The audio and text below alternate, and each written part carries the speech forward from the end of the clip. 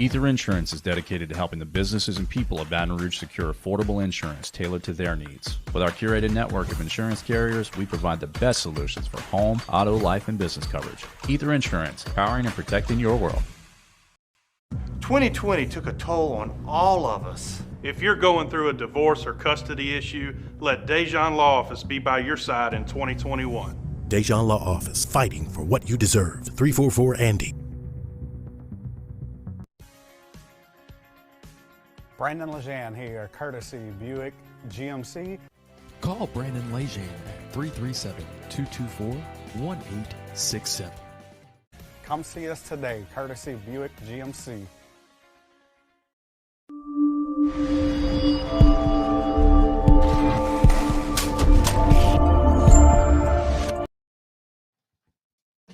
We showed you what the GOAT was last year when we beat y'all 50-7. Let's go!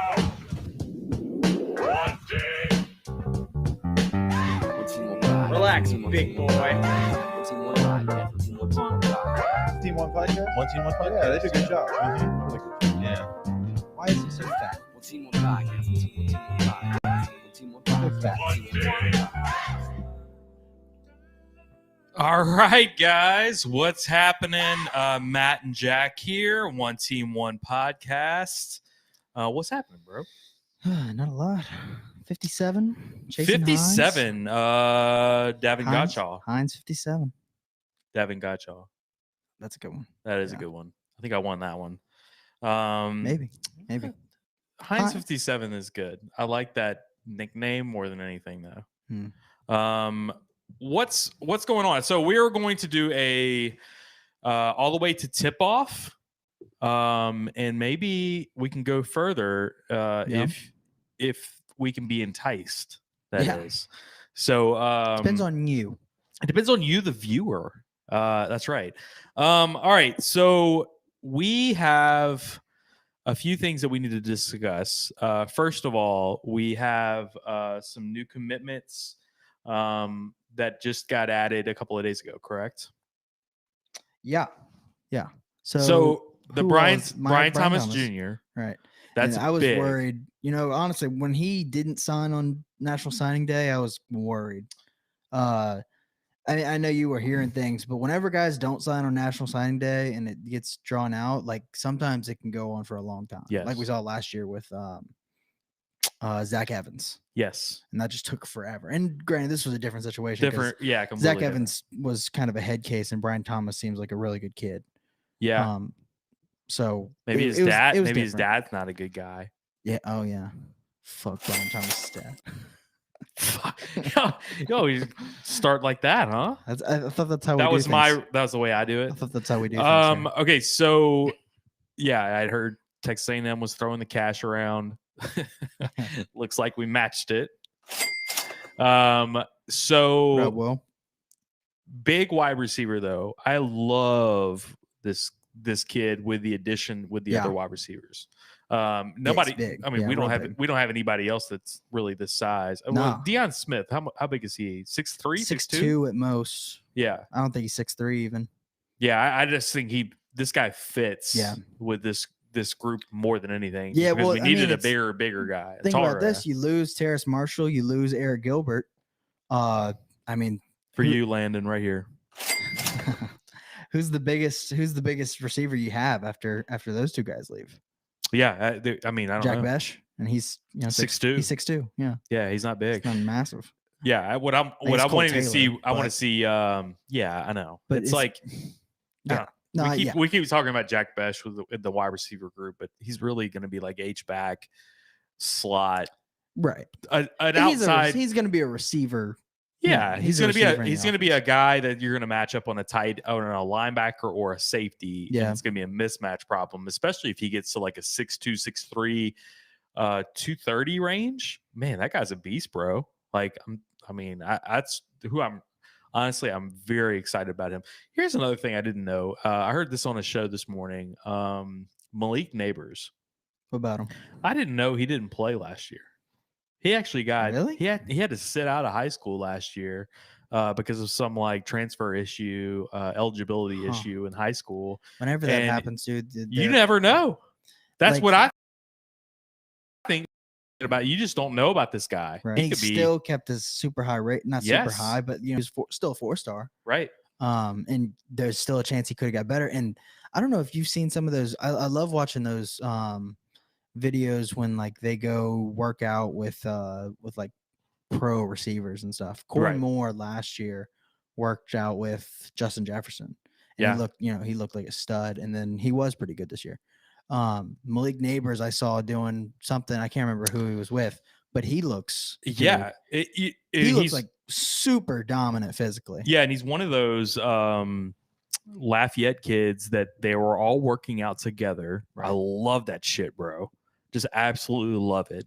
And it reminds me, I didn't know that he hadn't played. It reminds me of, we were talking about this, I think about a week ago, about California kids and how you're going to have some kids out of California this year that are going to light it up next year that were kind of under the radar. And I think it's because a lot of these California kids hadn't played at all. And so you don't know, how good they really are. Yeah. You're going to have some guys that just, they struck gold. I think that's why the Cole Lord kid got like all of a sudden. There were probably people looking at him like, oh, he ends up going to Texas. Yeah. I mean, that's a huge commit right there. Yeah, absolutely. So like he got a 3-star super late. A 3-star that he hasn't played in 2 years. Yeah, you just don't know. Right. You don't know what he's actually like. Right. All right. So today, and actually, I think we kind of knew. Coach O put like something on Twitter about a second hold that tiger. Go Tigers. And we did. Some people didn't know who that was, but it looked like everything pointed to the transfer from Clemson. Right. Who's got a very, very popular name, Mike Jones. Who? Mike Jones. Who? I said Mike Jones. Who? So dude, Jude asks if we've played. No, we will on the audio version. We will have on YouTube. You can't because we'll just get bumped right off. So on the audio version, though, I'll post that later. We have back then on. So if that helps you, but I was always a big Mike Jones fan. Who? And I think I'm going to be. Are we going to get sick of the Mike Jones? I'm already sick of it. You are already. Well, I don't get it. So What do you mean you don't get it? like I understand now, but like I wasn't. You didn't know who Mike Jones was? Not really. No. Mike Jones. I mean, you didn't know? I know that one song. I already forgot how it goes, but I know that song. Okay. Back then is what it is. Right. Like where he says his phone number. Okay. You don't know. I believe you. Oh my God, you sound like my old friends who don't know, and they were texting me today. Like, what's this Mike Jones stuff? Okay, well, I mean, like I was born in '98. Like, come on, still, but this is like 2010. Like, really? Yeah, Mike Jones, bro. Oh, get with it. How do I know about Mike Jones? I feel know, dude. really cool right now. I feel super cool that I know who Mike Jones is before you do. 2010. Okay, that was the first year I ever went to like a party with girls. So yeah, like no, I wasn't exactly listening to that. That was probably the last year that I went with a party with girls. Yeah, that's right. Okay, so couple of big. I think this is really big. A transfer from Clemson coming in. Yeah, I think that's huge. Dude started 7 games for them. I didn't realize that. Yeah, I assumed he was just like couldn't find a spot on the field. He played a good bit. Yeah, and I started think 7 games. Who was that? Who's that guy who just keeps getting ejected out of Skalski? Skalski. He's coming back again He for his is. like second senior year. Oh, yeah, let's go. So I think that's the last. That was the last straw, I think, for Mike Jones. And you still got Venables there, I think, too. Well, I just think like a guy like that is probably thinking, I don't know if I'm going to get on the field, especially these guys keep coming back. Right. That I think that has a lot to do with it. He came to the right place. We're freaking. We need him. Yeah, we need linebackers. We need linebackers like crazy. Offensively, I don't know much about him other than what we just said. Yeah. Mike Jones Jr. You don't know this, but Mike Jones. There was a Mike Jones who played for. He was 2nd round pick. The Titans. Years ago. Right. So I saw something about that on his 247 profile. The Rams were okay. What I don't know if this is his son or not.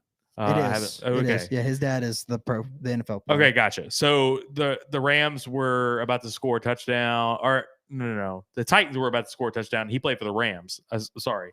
So he actually tackled the guy at the 1 yard line to save the game in the Super Bowl. Oh, that was that guy. Mike Jones. Okay, who? Mike Jones.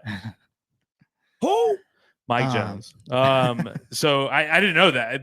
Mike Jones Jr. I was just assuming, so I didn't know. Interesting point by Off the Dome. It's it is kind of similar to getting Jabril Cox last year. Absolutely.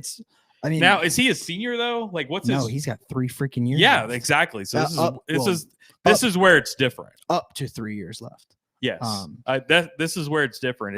This is the immediate eligibility thing, and that's one of the reasons why a couple of weeks ago we were talking about grad transfers, and I was like, "Dude, I'll just say it: fuck grad transfers, fuck Miles Brennan, fuck grad transfers." Literally, Joe Burrow. I'm gonna get a T-shirt made. Fuck Miles Brennan. Literally, Joe Burrow. Literally, Cole Tracy. No. Fuck grad transfers this year. Oh, I see. Excuse me. This is sinuses. Right. This is just crazy. Maybe we should go to a break. Say again? We can go to breaks now. Dude, we can go to breaks. How'd y'all like that commercials? Yeah, let us know what you think about the commercials. We'll play them again in a second. I don't care about grad transfers at all right now because you can get immediate eligibility this year out of a transfer from the portal. Yeah. So if you can get a guy who's a freshman, an Eric Gilbert situation where he could be eligible immediately at Florida. My questions about Eric Gilbert, not just the SEC. I think he can get a waiver for the SEC to SEC rule. I think there's questions of whether he was suspended and. But I think he's gonna be all right, academically eligible. I've heard that too. Right. But I think it was, LSU suspensions. So it's nothing from the NCAA. Yes. Although there definitely could be an investigation into that. Jude, I like what Jude's saying here. Whoever runs the soundboards at Tiger Stadium needs to play the Mike Jones music. as he makes his plays. And I tweeted that today. That's I actually imagine Dan Bournet on the loudspeaker, Mike Jones on the tackle, and like the entire crowd is like, who? So, hey guys, everybody that's in the live stream right now, especially in the YouTube chat, I know you're subscribed, but please like and share if you can. That would really help us. We're trying to build subscribers into our live stream, so we would really appreciate it if you can like and share. We need a lot more than what we got. We hadn't really been paying attention too much with YouTube. Yeah. For 2020. But But I think 2021, we're starting to realize that we kind of need YouTube. well, and I think we were just fucking around. Yeah. And now it's like, okay, we got a lot of people on Twitter that like us, all that kind of stuff. But we need to probably put a little bit more towards this. So if you can, please like and share. That would help us a lot. Yeah. Okay, so basketball is coming up, 8:00 tonight. Like I said, we'll go at 6:45. We'll go into the game, I guess, and then we'll kind of see where we're at. But what are you expecting out of tonight? Just because you got Days gonna be questionable. I don't know if he's gonna play. If he does play, I think it'll be a few minutes, not much. And then you got O'Neal out. O'Neal's out. Yeah. O'Neal's out. So I saw the other day that you said Josh Gray time, baby. Yeah. Come on. Let's pour a drink for Josh Gray. Who wants to see Josh Gray play tonight? Pour yourself a drink and let me know in the Durante Jones Bourbon Club. How about that? I was just wondering where all the drinks are. Yeah, we got him right over here. I think Jack wants to go to commercial break already, but we're already into the game. All right. So Durante. I'm going to steal your 4 roses. Yeah. Oh, that was a Christmas present. All right. Tell us first of all. Tell us what you're drinking in the chat. We that's all we're about right now. So we know you're drinking. I had a good day at work. I'm letting loose. I texted Jack earlier. I was like, we're gonna get kind of wild tonight. All right. So yeah, I think Josh Gray is gonna play. And I get it. Brandon Lejeune, he's been the main one telling me that Josh Gray is not good enough to play. And I get it. I just think that you need a guy like this who can run. So we've seen Josh Gray play some. He can run up down the floor.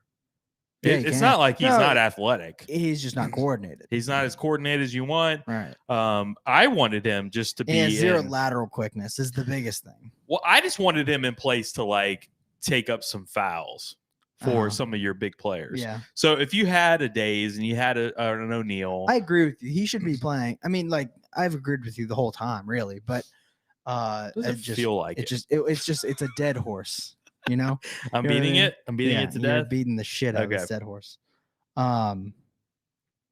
Just 5 minutes. Yeah, that's all I want.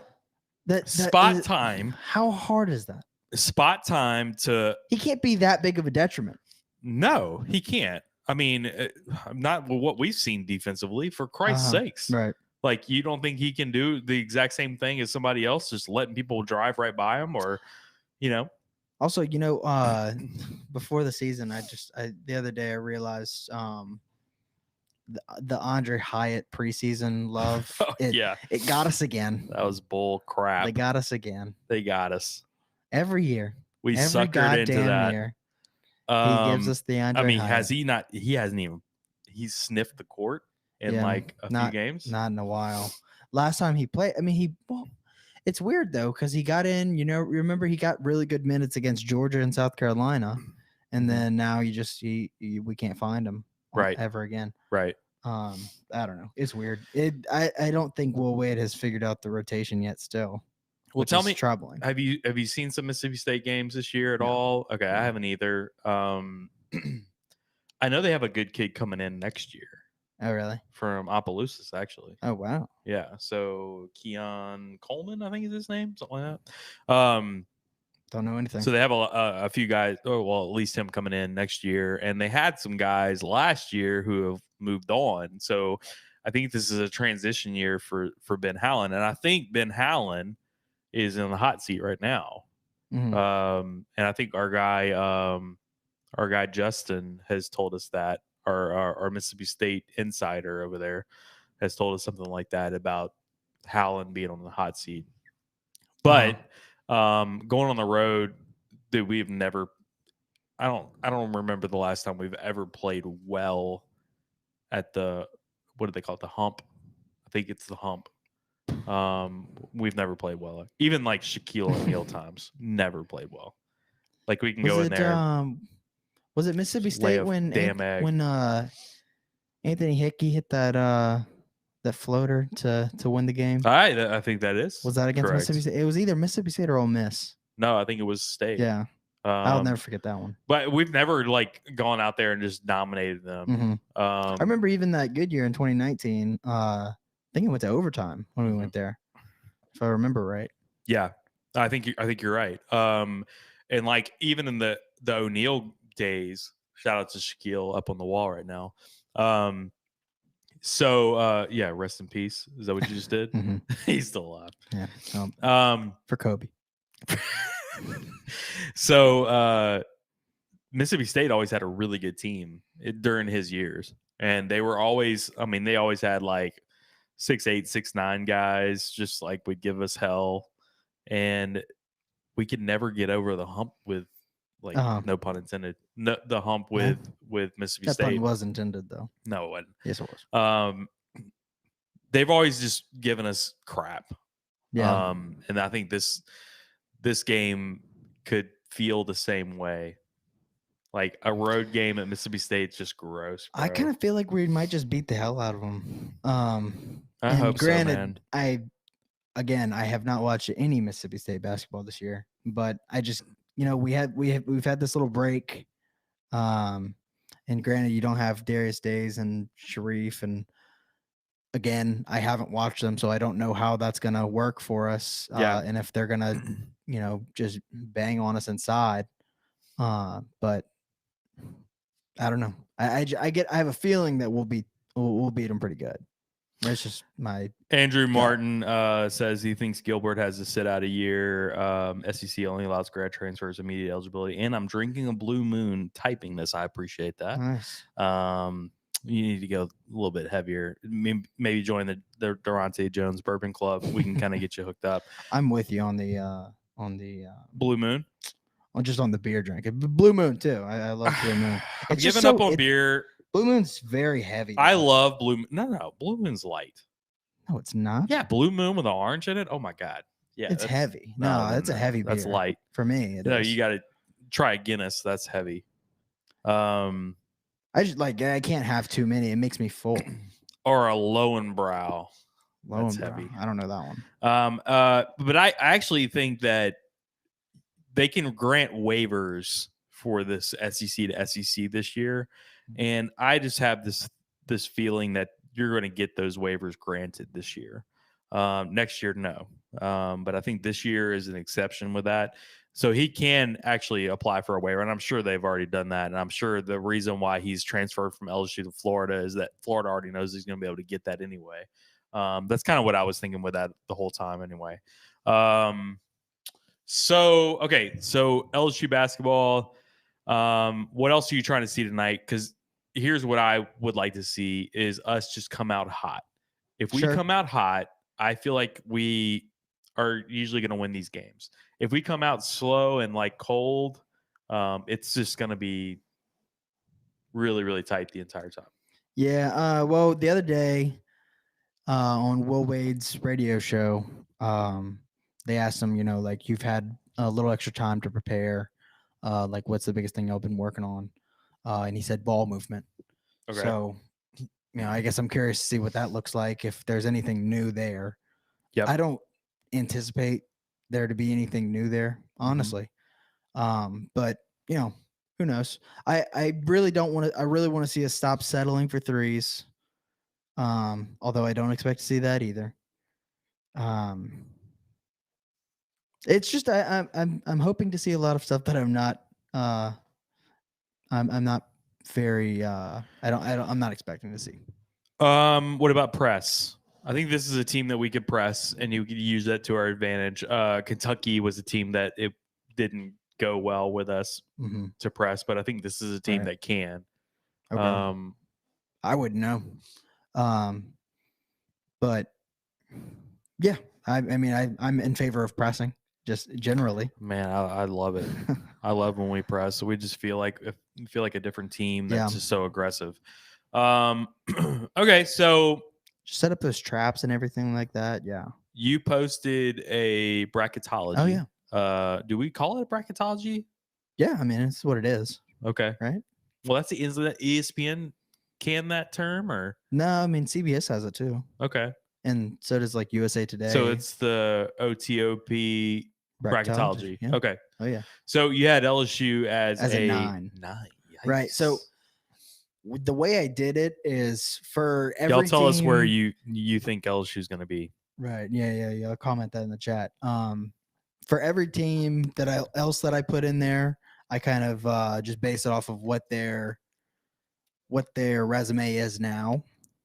And then for LSU, I kind of more projected what I think LSU will be. Right. If that makes sense. Yeah. So that's based on what LSU's projected resume would be compared to everyone's current resume. Right. So it's a little uneven.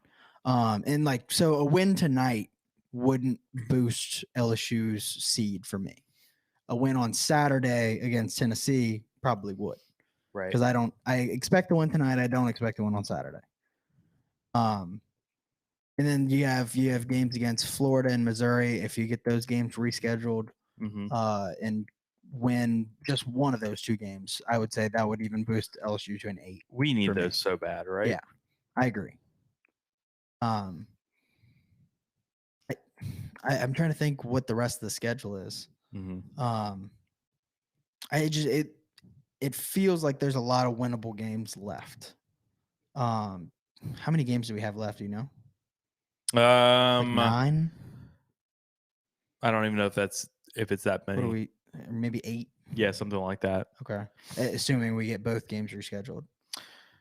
Jude says Wade needs to get Cam Thomas to watch the scene in Hoosiers where he says he has to pass 5 times before he shoots. Here's my thoughts on Cam Thomas, and I've said this before. He needs to start the game with driving to the basket and getting fouled. Get to the free throw line. Start your game that way. Stop with the early 3-point shots that are kind of out of control. Yeah. I've seen him do that before, and it leads to disaster with him where he just never gets in rhythm. But if he starts the game driving to the basket and then like secondary, like a mid-range jump shot, and then work your way out, I think that helps a lot with a guy like Cam Thomas. For Cam Thomas, it's just about being patient. Yeah. Like so often he just jacks up those threes, like 2 or 3 times a game that just no one has any business shooting. Just you're not in a rhythm yet, so just be patient, let it come to you. Yes. And eventually it will, because you're a freaking stud. And he's really good at creating his own shot. He is. And I think that's what he doesn't utilize enough is you have the ability to take a guy off the dribble and like take a couple of steps in if you wanted to, and not take a 3 all the time. Right. Yeah. Could be an easy 2 for him. How much Pelicans do you watch? Is it not at all? Not a lot. No. Okay. I watch a lot of highlights, but not a lot of full games. So early in the season, the Pelicans' biggest problem is that they were just settling for a lot of low percentage shots. Pels are now on a 4-game streak. I think a lot of people know that now. The biggest thing I've noticed is guys like Josh Hart, Lonzo, and Eric Bledsoe. None of them settle for shots anymore. Like they have an opportunity to shoot a wide open 3 up, and they drive anyway. Right. And it just sets up so many more high percentage looks, especially for Zion. And you get Brandon Ingram open, JJ starting to hit now. Yep. And you kind of let everything come to you, and it's just that's what LSU's missing right now, honestly. Yes, I agree with that absolutely. Like Javonte too, like just penetrate. You don't have to settle it like so absolutely. often. He's shooting way too many threes. I want to see Javonte penetrate way more than what he does. Yeah. And it screams, okay, we don't have a real point guard. We haven't had a real point guard since Tremont. And it fucking kills me. It crushes my heart to know that Tremont would be a senior right now. Mm-hmm. Like, can you imagine? Can you fucking imagine? Yeah, that would be sick. And where's Tremont right now? On Celtics. Is he on the team? Yeah. So he's on the team. He's not in the D League. He started a game this year. Okay. Started a game. Started a game. Yeah, he only played like 10 minutes, but yeah, great. Appreciate that. But he's playing a little bit.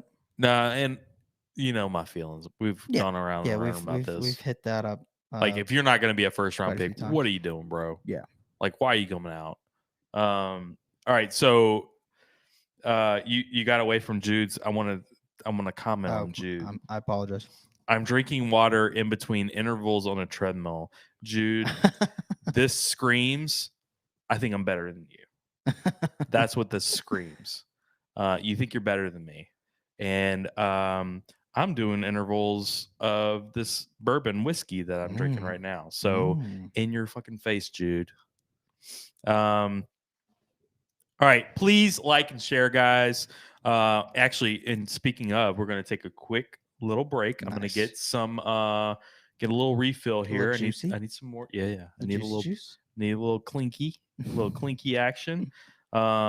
So you guys think of some more questions for us. Yeah. We'd appreciate that. And when we come back, we're going to talk about probably some baseball. I think is where I want to talk about. Okay. You're not. I saw you were talking about the batting lineups. Yeah, I want to talk about that a little bit. It's you're not as big of a baseball fan as I am, though. Not quite.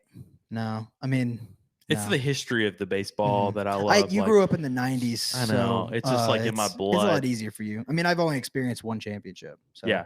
Right. And it was 12 years ago. So we'll talk about that when we come back.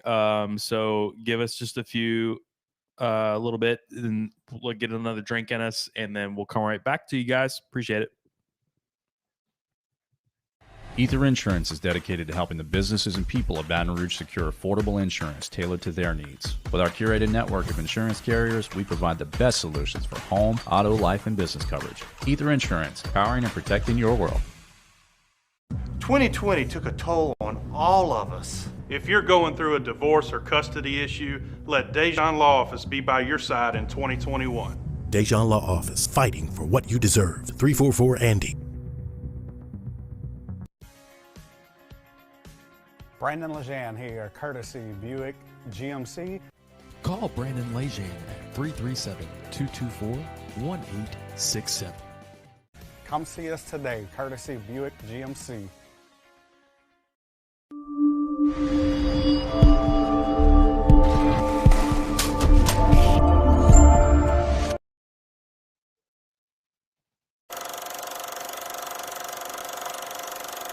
Join us for a drink at the Durante Jones Bourbon Club.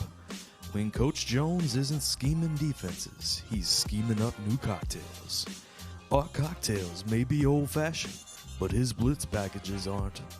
So when you are feeling like you're in a zone and you need to switch to man, come to the Durante Jones Bourbon Club, where everyone is welcome except Bo Pelini.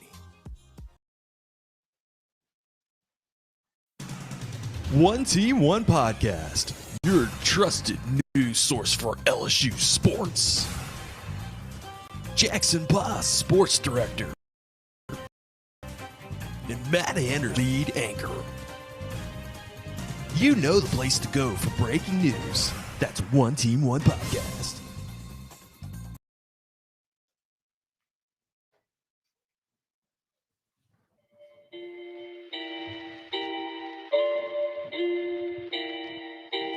It's getting serious on this track, fam.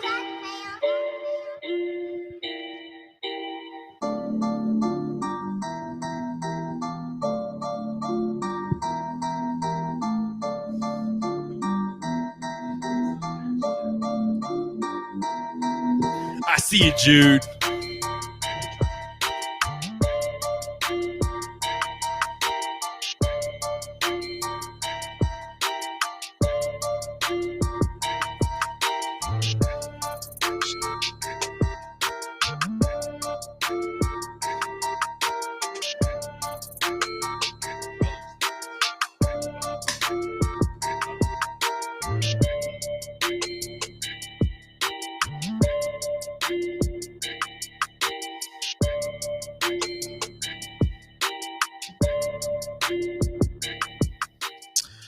All right, guys, appreciate that.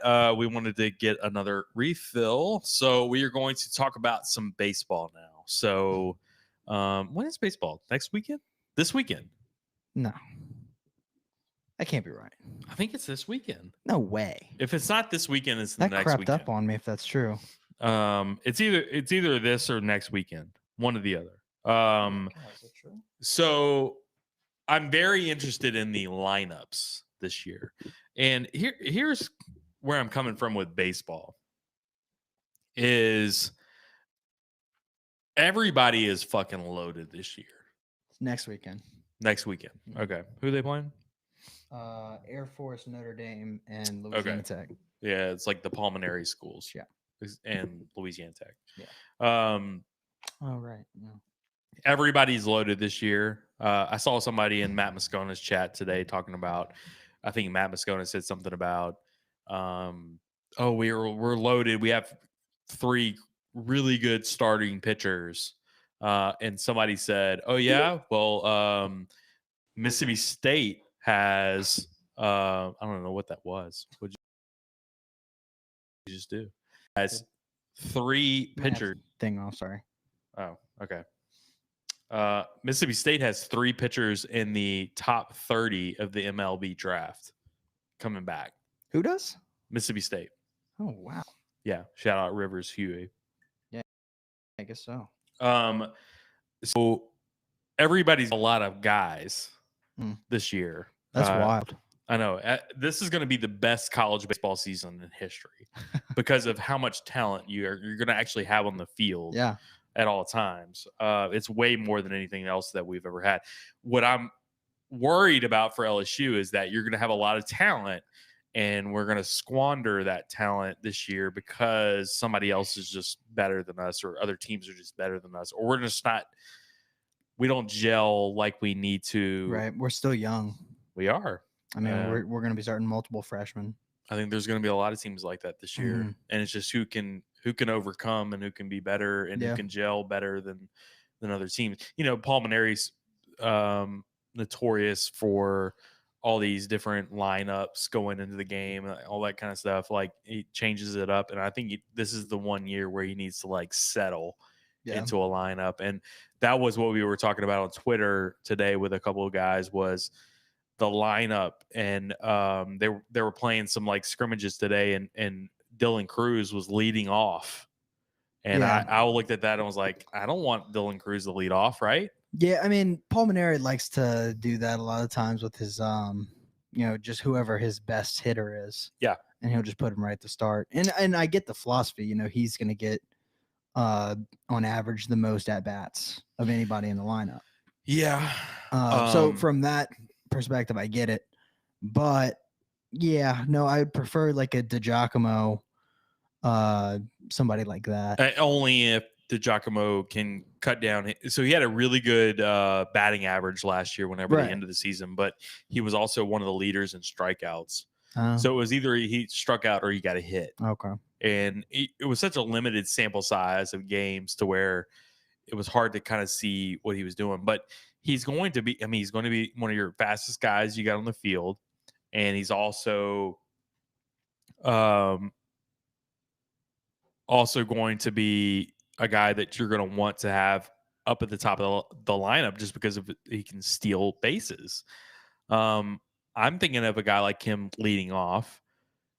And I was also thinking of maybe like a Doty being your 2-hole guy, but then 3, 4, 5, I was pretty clear on.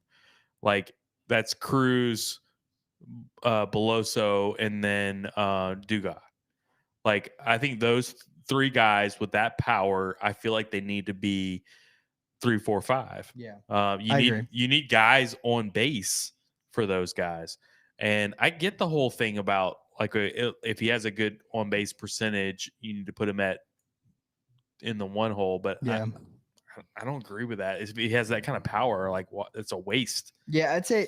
I mean, yeah, no, because you're missing out on RBI opportunities. Yeah, at that point. How deep do you think this lineup is? Very deep. You think so? You got a guy like Beloso that can't play first this year. because of Trey Morgan. Right. Trey Morgan's going to play first. So Beloso is going to have to either play in the outfield or is going to be a DH. Mike Jones is on first. Mike Jones. Who? Who? It's a cross joke. Did you see that? See what I did there? I didn't get it. Like who's on first? Mike Jones is on first. Who? See? Got it. That wasn't very good. No, it wasn't. It wasn't. It wasn't supposed to be good. But it's interesting that a guy like Beloso, who was your biggest power hitter last year, is now he can't even play his position, which was first, because you got a new guy named Trey Morgan who's going to come in and he's going to play first. So I think that's very interesting that you're going to have. You're loaded, bro. Like this is the year that everybody's going to be loaded because you were able to grab all those new guys coming in, but you were also able to hold on all the other guys because of the draft, and also because of the COVID rules that were put in place. Yeah, where we can actually have more roster limits.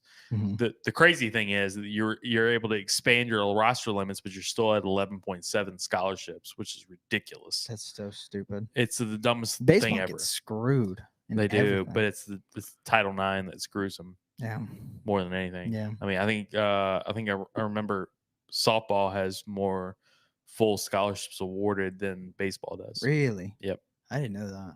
And that's Title IX. So pitching, Jaden Hill's your clear number one, it sounds like. Yeah. Landon Marceau. It's your Saturday.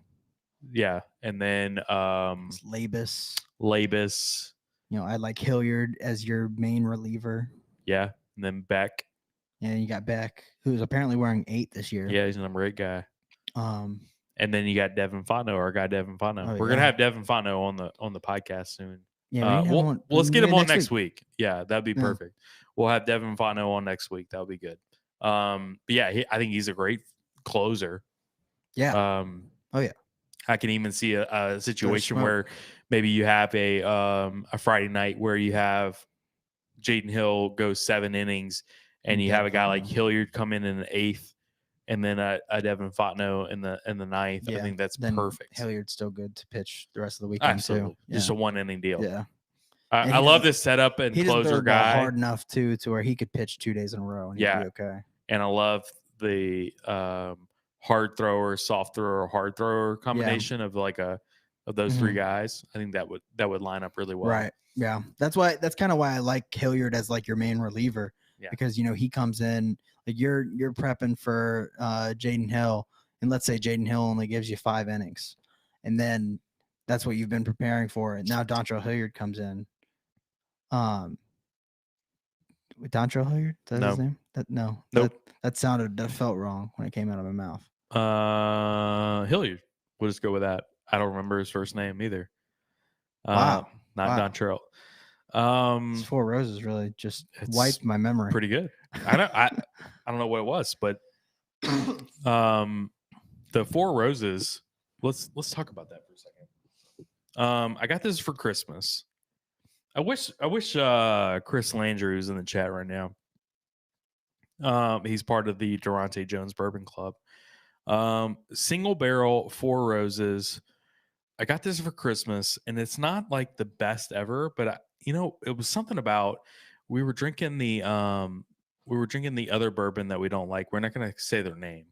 There's another bourbon that's on my my cart right here that we don't necessarily like. We have a Weller 12, but we like the guy. We like the guy. He's a super nice guy. But I drank that, which wasn't very good. And then we drank the 4 Roses right after. And we were like, oh my God, this is the best bourbon I ever had. And it was because the other one was so bad. Right. And this one's just, Poor guy. Pretty good. I mean, it's a good single barrel 4 Roses. But yeah, I'm usually not able to. Mikhail Hilliard. Mikhail. Thank you, Andrew and Jude. Good Lord. Oh my God. He's not drinking at all. Yeah, Jude is like, I'm running on a treadmill. And he's like, these fucking guys are wasted. Yeah. His fat ass. You're so much better than me, Jude. You think you're so much better than me? Have you seen U.S. How I Met Your Mother? No. There's a scene. Okay, well, never mind. Okay. So I'm very worried about LSU being so loaded this year, and then we're going to squander our opportunity because there's going to be another team that just comes up that's just also loaded and just better than us. I'm not ready for that disappointment yet. Right. Just telling you right now. What do you think? What do you think this team does? Host a regional. I can't even tell you yet. I mean, this is such a weird year. I'm telling you, because you don't know who guys have. It's kind of like that Mississippi State stat. I wasn't even thinking about Mississippi State this year. I was thinking about Vanderbilt, all these other teams. I wasn't thinking about Mississippi State, which I should always. But that they have 3 guys in the top 30 of the MLB draft for pitchers on their like top 3 staff. Like Friday, Saturday, Sunday guys, like that's pretty legit. Yeah. I mean, I can't imagine that they don't have guys that can hit and can contribute on the offensive end, plus that kind of firepower on the pitching staff. Yeah. That's what I don't know about with us. Are we going to be able to put it all together? I don't know the answer to that yet. It seems like we could on a normal year. Our lineup and our staff, yes. I mean, we're I like College this World team. Series team, but this year I don't know. Mm-hmm. It's hard to. It's hard. No, to, I mean, I look through the pitching staff, and I look through who our best fielders and hitters are, and it's like there aren't too many holes. I mean, what are the holes in this team? Would you say? I would think they would a little bit of pitching. Holes. I mean, I'm thinking of compared to everybody else is kind of what I'm doing. Okay. Normally holes, there aren't very many. You got, I think you got power. You have, I don't know if you have the stolen bases. I was thinking about the year that Canizero was here and we were just stealing bases like crazy when we went to the College World Series. We don't have that offensive firepower. We have a better pitching staff than then, but we have to me, we have a surefire number 1 with we have better Jaden pitching Hill. staff than in the year we went to the championship. So the championship we had Lang, Poche. Dude, that Lang was number 1. That 1-2 was a nasty 1-2 punch right there. I like our number 1 just as well as I like Lang. Okay. I can get on board with Poche, I could say is better than Marceau. Yeah, easy. I think our third is probably better than who we had as a third then. Yeah, which our was third probably back then was Eric Walker. Yeah, although Walker did have a good year that year. He got hurt. Yeah. So that was year he got hurt after the season, but he had a good year during the season. No, he got hurt. He played well during the College World Series. He got hurt at the right before the championship series. Is that right? Yep. I thought he. Okay. So that's kind of what right. And what's that dude's name? Gilbert came in, and we were like, "Oh, Gilbert's the guy now." Yes. Yeah, and then he didn't have a very good year next year. Yeah, Gilbert. And then we tried to move Hess to starter, and that was just I never liked that at all. Oh yeah, we fucking had Hess on that season. Dude, just play Hess as your closer. Paul Manero did the same thing. That year, he was a closer. He was a closer that year that we went to the championship series. Yeah. The next year, he's the best closer in the country. The next year, we moved him to starter. I hated that. Yeah, hated it. Yeah, like he he's started the best figuring out, but he's just so. It's efficient. not the same. He's just so efficient as a closer. Yeah, it's not the same. He throws way harder, and he throws. I mean, he just lights out as a closer, and he took off a little bit as a starter, and it never worked out. In my opinion, it just didn't work out the same. Right. Andrew Martin says April will be a gauntlet. Vanderbilt, Kentucky, South Carolina, Ole Miss, and Arkansas. That month will show what the team. Yeah, no shit, bro. What month is that? April. Vanderbilt, Kentucky is probably your easy one. South Carolina, Ole Miss, and Arkansas. Those are 4 teams that are probably super regional teams. right there in April. Great one.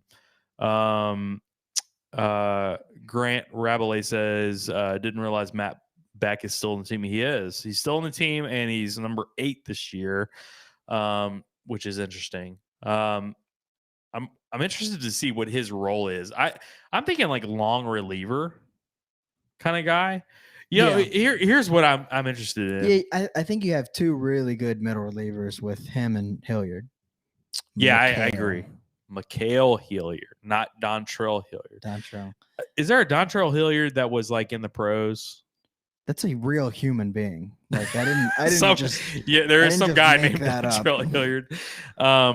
So who's our like midweek Southern pitcher? Who's that guy? I mean, last year it was Levis. We have so many guys. We have so many guys. I don't know who. We still have like Aaron George on the team. You still got, you got Vetmeyer. I mean, I think you got Vetmeyer. Yeah, no, he is. He's on the team. I saw him the other day on the. You still got Matt Beck. I mean, you still got guys like that were normally playing during those midweek games. I feel like you could shut some of these guys down, and you can actually have a. How old is Vetmeyer? He looks like 40. I don't know, man. He was really good as a freshman. I love the guy even as a freshman. You know exactly what you're getting with him. He's very solid. Jude says, "Did you know that Kramer Robertson was Kim Mulkey's son that year?" Yes, I did know that. Was she? I've heard that. It's surprising they didn't say that at the games ever. Yeah, I had never heard of that TV before. and stuff. Thanks. You'd think they would Jude. talk about that a lot more. Jude's typing that as he's running on his treadmill. He's only like the 20th mile now, so he's kind of like he's in the zone, runner's high, I think that's what they call it. Mm-hmm. Like he's there now. How many glasses of water do you think he's had? Oh, wait, how many? I've had 4 bourbons now. He's at least had 4 glasses of water. You had 4 bourbons? Yeah, I've had 4 sips of bourbon. Dude, I closed the sale today. I'm just telling you.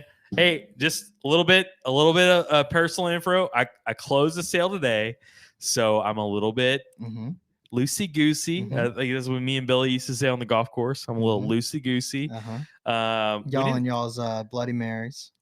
That's Billy. He drinks the Bloody Mary. I don't drink the Bloody Mary. I don't know how he does that. When did he get? We'll get Gabe Fertitta back on. Yeah, we'll get Billy on at the same time. Yeah, we got to do that. Yeah, you get Billy and we'll get Champ on there too. Champ, we'll do Champ. We'll get all that. What's their workout called? Do you remember? Dicky Power. Dicky Power. That's right. So Dontrell Hilliard is a real person. He played for the Browns, traded mid-season to the Texans. So it's a football player. Oh, he played for Tulane. That's where I got That's it from. how you know it. Oh. All right, Billy. Speaking of Billy. Yeah, man, Billy is a big Tulane fan. Shout out Billy. Billy's not watching. God damn it. He deleted his Twitter, so he doesn't see our posts anymore. No, that he didn't get on Facebook so political. Anymore. Yeah. All right, so he probably got banned, actually. He probably did. At 7:20, we got 40 minutes until the game. 40 minutes? Yeah. Score prediction. Go. Oh. I gotta say, I'm gonna say we're gonna go under 80 points. I think we win the game. I think it's something like 76, 71, something like that. A 5-point game on the road. Okay. Yeah. I'm sitting around or close to there. I think we might play some good defense today. Yeah. Just sitting out for a while. You've given up a ton of points lately. I think you maybe see a similar effort that we played with against Texas Tech. Yeah. I thought we played real good defense that day, other than the last minute. Yep.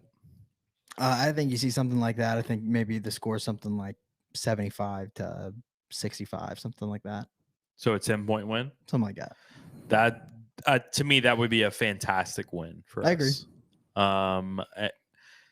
I don't know. I just don't trust our defense at all right now. I actually kind of do. I think we've played pretty good defense the past couple games. I thought the Texas Tech game is just an outlier to me. You think so? A little bit. I thought we finally got a little spark on defense going. We figured out, just how to run this defense, and I don't know. It all went by the wayside fast. Yeah, I mean, when you end up losing the game like that, it's hard to carry any momentum.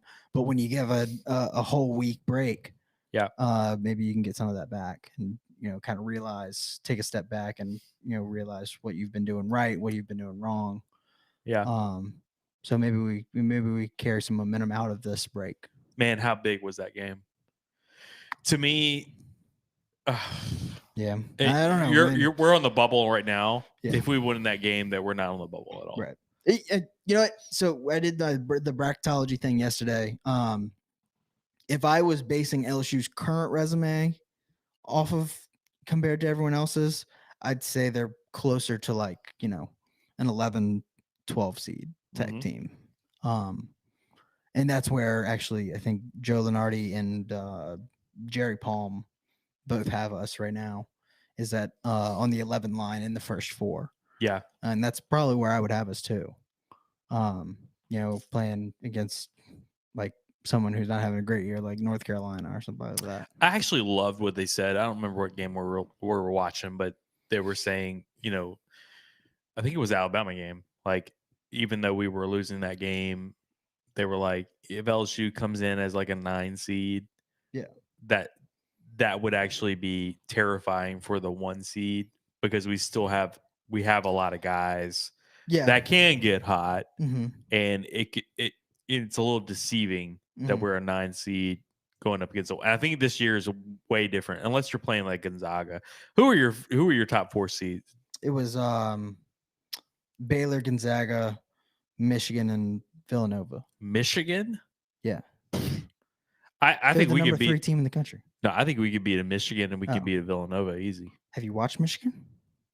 Yeah. You really?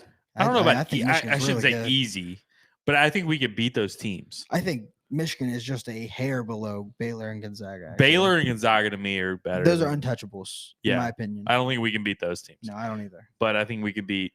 I mean, I could Michigan and see Villanova. us being Michigan, but man, I think Michigan's really, really good, and they're just again. I'm like super biased, but like, I mean, I've seen us play against. We outplayed Texas Tech. The difference in basketball IQ between us and all those teams is just it's crazy. Yeah. I agree. We can only play. I mean, and granted, it is the freaking tournament, so we are going to turn it up to the highest level possible. And if you get hot, that's the thing. Like we have to shoot well. Yeah. Like if we don't shoot well, then it which is doesn't unfortunate. matter. I mean, that fucking sucks. That's the only way that we can win games, and this team is so talented. Yeah, that sucks. Days being hurt, it hurts a lot. I mean, he is the highest basketball IQ player on the team. Wasn't it a couple of weeks ago we were talking about Days, and I was saying, man, like Days gets so many garbage points. Yeah. Like a miss 3 long rebound, and he's grabbing it and he's putting it back up. Right. He's the only one that understands like rebound positioning and all that kind of stuff. He has some mental lapses every now and then, but he's the only one who, like, when he's locked in, he is boxing out well, and he's crashing the boards on offense really well too. Yeah. He's the only one who knows how to do that at a high level. Grant says, want to see more ball movement on offense tonight. Yep. Need less ISO. We've been dead on ball movement this season. Yeah. Dude. What was the game me and you went to together? South Carolina. Yeah. There was a couple of times in the game where the COVID restrictions help you hear Will Wade more than ever on the sidelines. But there was a time where Will Wade was like, motion, and they start running, and it's like 10 seconds into the motion, he goes, fucking motion, fucking move, move. And it's like, okay, this isn't there's just a disconnect somewhere. This isn't the coaching part of it. Yeah. Yeah. It was something with, I don't know who. And that's kind of why I'm thinking this break maybe could have been huge. Yeah. Hopefully they took advantage of it, you know. Yeah. Of this little bye week in a way. But yeah, no, Dude, it's just Will so Wade on the frustrating. sideline is so good. Yeah, he right is. now. It really is. It's like if you guys can go to a game in the PMAC, you need to go just to hear Will Wade Yeah. on the sidelines, because even in timeouts you can hear him yelling at players and stuff, and it's like he turns around to his assistant coach and he's like, I don't know what to fucking do. I don't know what to do with this guy. Dude, did you see Chris Beard sit on the floor last night? Oh my god, that was so awesome. good. It was so I love good. Chris Beard. Chessa Bousset, one of our reporters for WVLA, she was talking about, like, you wouldn't want to play for this guy. Like, this guy's like, absolutely. Yeah. Absolutely. That's the kind of guy. I love Chris Beard. Oh man, that's gonna be a scary team in the tournament. I think so too. And again, it's about if they can get hot. If Matt McClung takes over And games, he will. Yeah, I mean, it makes the difference. Yeah. All right. So Grant Rabelais says, "Is it player IQ or coaching?" And I don't know. I think it's IQ. I think it's IQ. I really do. You know, and I'm not like here to be a Will Wade apologist by any means, because I think the difference in this year to last year in particular is Greg Heyer. Yeah. Greg Heyer being gone is like a big deal, bro. Like, that guy was your X's and O's guy. You know, I never understood why Greg Heyer didn't get promoted to interim when Will Wade was suspended for that short period I didn't of time. either then, but now. What's his name? Tony Bradford? This guy that took over? Yeah, sounds right. Now I think that Greg Heyer had a little bit of hand in the bad stuff. Oh, that would make a lot of sense. And it was almost like, this will be a good thing if you go to another school, Greg Heyer. As you're seeing these assistant coaches get popped by the FBI, for crying out loud. And you heard Will Wade on the tape. I think Greg Heyer was one of the guys who was probably involved with that. That's kind of my feeling on that. That would make sense. Okay. But it's hurt this year. Yeah. Like, legitimately hurt. I think he was the guy. I mean, he came from Wichita State over to us.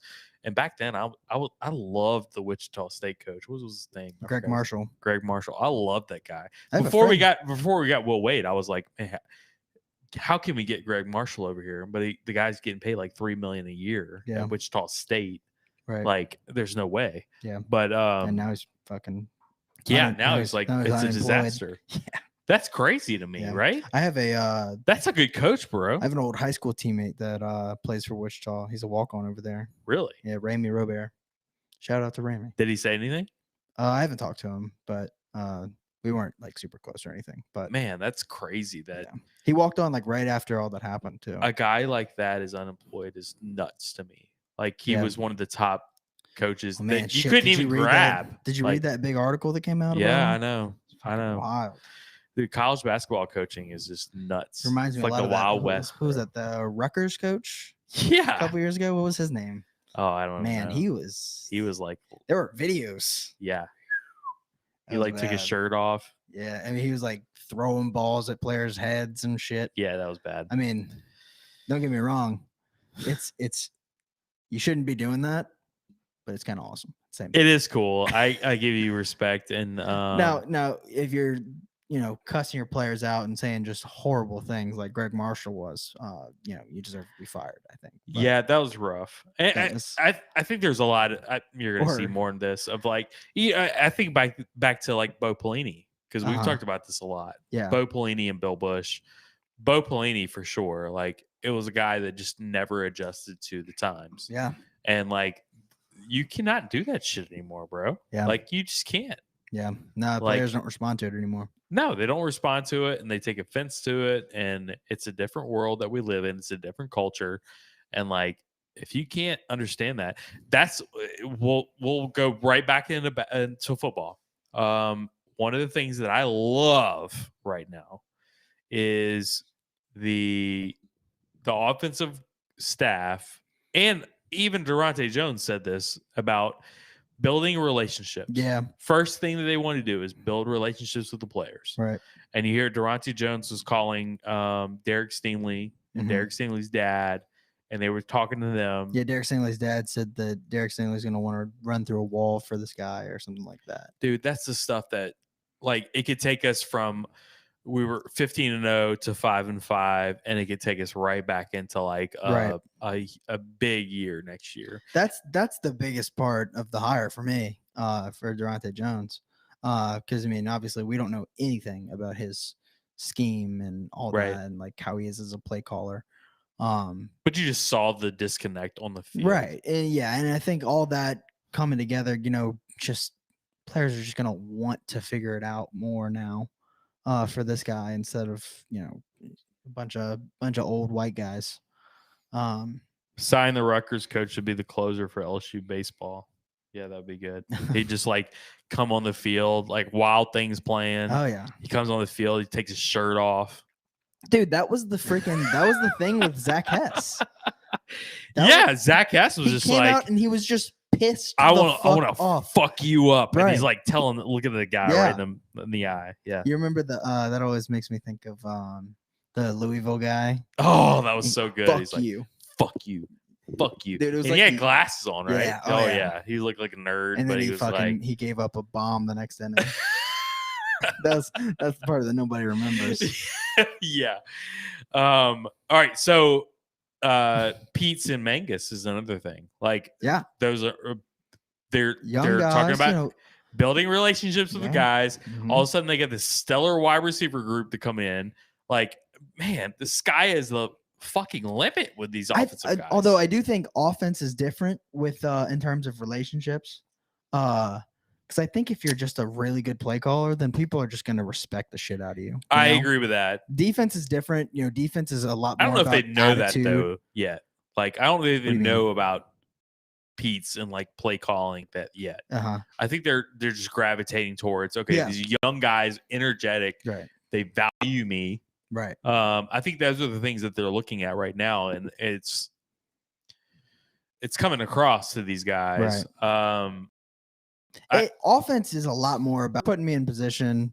Like, I fuck with you. Like, if you're gonna get me, 1,000 yards rushing, 4,000 yards passing. You want to take a look at our? I don't care how much of a douchebag you are. You want to look at our offensive roster right now and tell me what kind of offense we're gonna run? Oh my God, we are going to throw it around the yard. Yeah. We are going to be wide open, and it's going to bring me back to 2019. And I'm going to be, we probably need to start watching 2019 tape again a little bit and see formations that we're going to be running 5 wides like crazy. And it's crazy that you say that too, because I think our running back room is loaded. It is. I love Emory and Davis. I mean, I think that's how as often, good as a duo you can get. How often did we talk about Emory going out in the slot and being lined up on a linebacker and doing like a quick slant or something like that? Like, I see that for days. But the amount of wide receivers that we have on this team is just unbelievable at this point.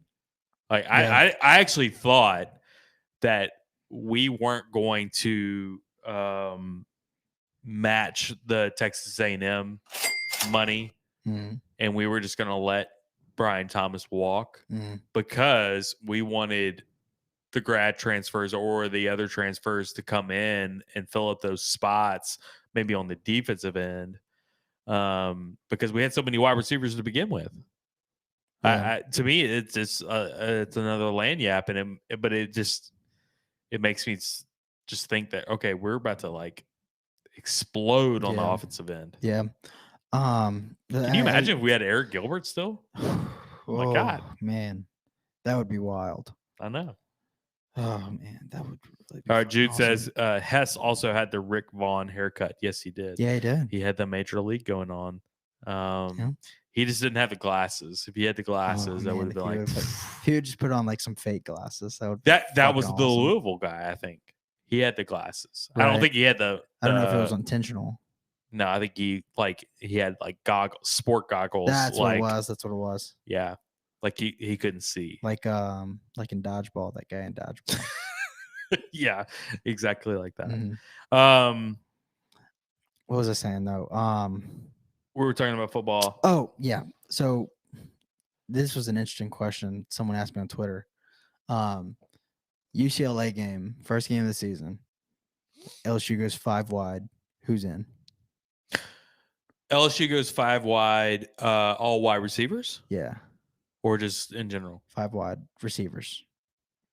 5 wide, all wide receivers. We're going to have, obviously... the first 3 are easy. Yeah, Butte, Jenkins, and Coy Moore. Right. The next 2, Alex Adams. Am I way off on that? Man, I don't know. I mean, he didn't even play last year, so I don't know. I think Alex Adams. Okay. What are you hearing something on Alex Adams? Where are you getting that from? Heard a lot of things about Alex Adams. I know he's fast as hell. He reminds me a lot of Chark. I've heard he's very good. Okay. Yes. So there's some things that I've heard about him. Okay. Man, the 5th wide receiver? Yeah, 5th guy. See, I don't think you see a Brian Thomas yet. Okay. I think you see think you see any of the freshmen. No. I think you see well, I mean, I guess you would say Kirkland. You see, if not Kirkland, I think you see what's our Zachary guy? Chris Hilton. Yeah, Chris Hilton. You see, I like Chris Hilton to work his way into like being like the second receiver on the team by the end of the year. But I don't think he's in the top 5 to start the year. I had the same first 3: Butte, Coy, and Jenkins. Then I had John Trey. Just early in the season, I think it's John Trey. And then I had Trey Palmer. You forgot about think about Trey Palmer. You forgot about Trey Palmer. I forgot all about him. Would you put him in there over Alex Adams? I need to see some improvement. Dude, I would love to see Alex Adams break out. I really would like to see John Trey, figure it out on offense. I mean, I think he's had a lot of time to figure it out. Yeah, he's a role player at this point. Yeah. Trey Palmer is getting to that point as well. This would be his 3rd year in the system. True. I'd love to see Trey Palmer break out. Man, he's so fast. So much speed. I think another year with Joe Brady would have given him that.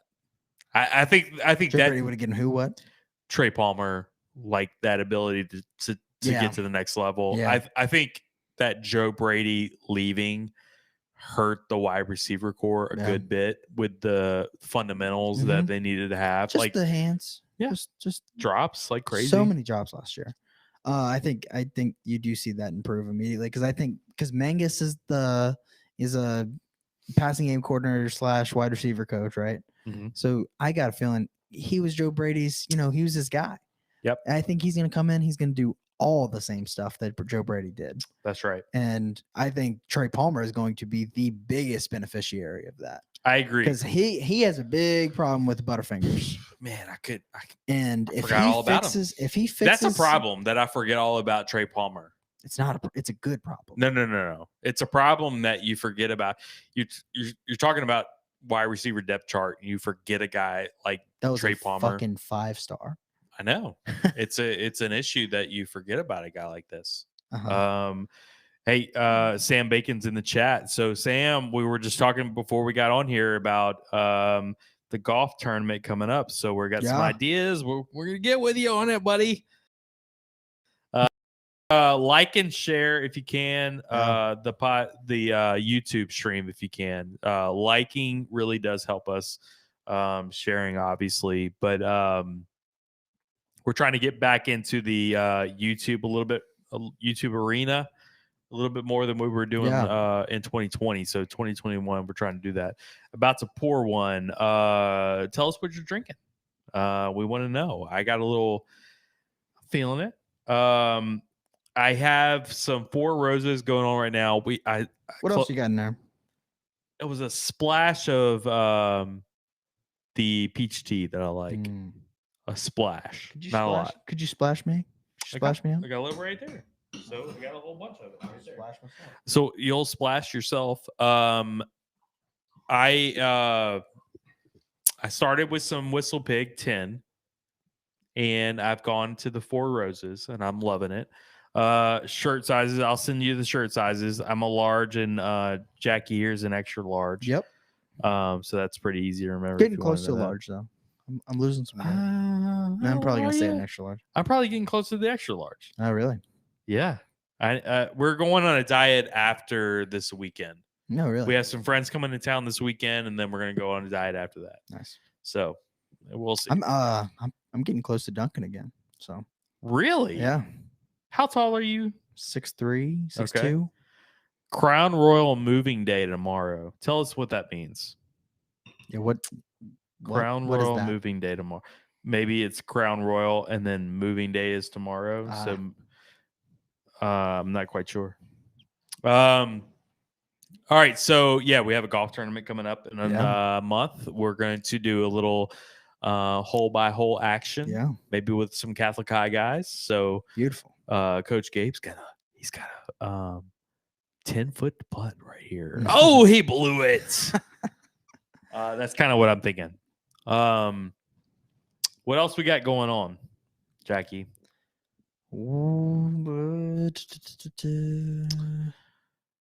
Maybe some Jordy Culotta action coming up. Okay, we want to talk about that.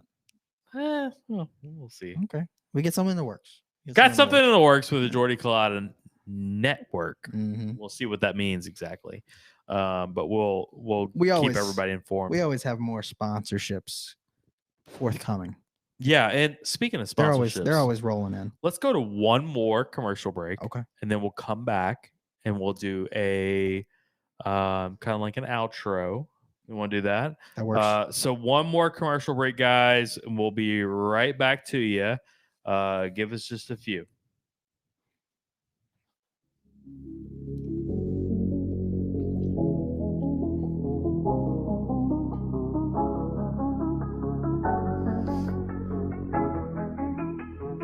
Ether Insurance is dedicated to helping the businesses and people of Baton Rouge secure affordable insurance tailored to their needs. With our curated network of insurance carriers, we provide the best solutions for home, auto, life, and business coverage. Ether Insurance, powering and protecting your world.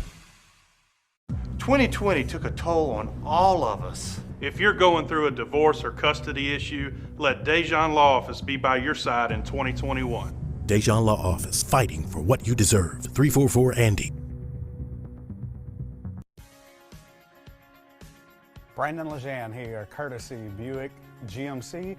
Call Brandon Lejean at 337-224-1867. Come see us today, courtesy Buick GMC.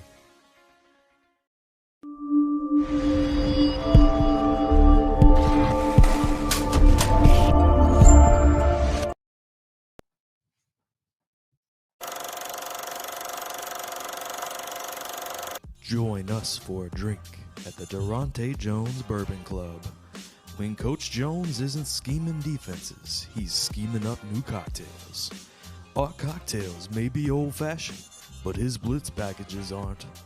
So when you are feeling like you're in a zone and you need to switch to man, come to the Durante Jones Bourbon Club, where everyone is welcome except Bo Pelini. One Team, One Podcast, your trusted news source for LSU sports. Jackson Boss, sports director, and Matt Anderson, lead anchor. You know the place to go. Breaking news. That's One Team, One Podcast.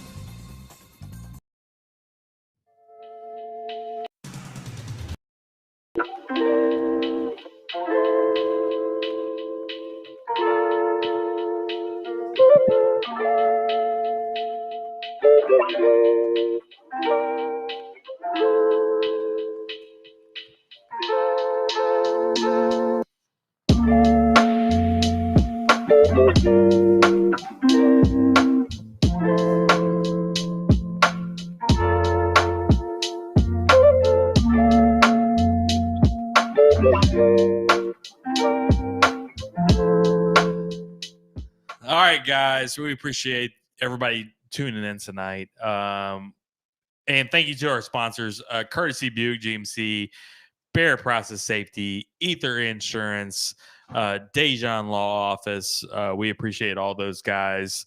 And we hope everybody's had a good time on our chat tonight. Yeah. What else are we looking for? So tonight for the basketball game. Right. So it's coming up in about 13 minutes. Yeah. I don't know. I'm too drunk to keep going. I think. I don't know what to look for with the game other than, start early. Just start fast. Yeah. We need to start fast. Yeah. We need to hit some shots early. I agree with that. Yeah. And so this will be before we record again Tennessee on Saturday. Oh yeah. Absolutely. Huge game. Where's that at? Here. Huge game. I'm going to get in line this time. Oh, you better go early. Yeah. Yeah. Yeah. Past few games, I just haven't even tried to go to the game. Like Texas Tech, I didn't even try. Well, guys, we appreciate it. We appreciate everybody tuning in tonight. Be sure to please like and share this podcast. We really appreciate everybody doing that. Yes, we're trying to get YouTube going here. We need everybody's help to do that. Also, big shout out to all of our sponsors. We appreciate that. We got some big things happening, I think, for 2021, guys. Yeah. So we have some friends that are in the podcast game that are actually doing huge things right now. You saw the J-Boy show? Oh, yeah. He moved to Atlanta. Yeah. So I didn't even tell you that. Man. He moved to Atlanta. He's got a studio happening with some sports marketing guys. Who knows, bro? That's crazy, man. Who knows, man? You never know what's going to happen. He started at the same time we did, too. He did. Started at the same time we did. He's got an SEC show. So check out the J-Boy show. They've been big friends with our podcast. So last comment of the night, Grant Rabelais says, fully prepared to lose my money on LSU money line tonight. I can't do it. I can't do it, man. What is the line? Do we know? So like 3? Grant, tell us what it is. I don't even know. I for LSU right now. Are we favored? Probably. I don't know how confident I am on LSU right now, especially on a money line on the road. Right. It's just tough. Anyway, guys, let's see. Move down to plus 1.5. Oh, we are okay. We're the dogs. We're dogs. Road dogs. Isn't that your podcast, the Road Dogs? No, that was the Home Dogs. Oh, okay. So that didn't work out either. Speaking of failures. Yeah.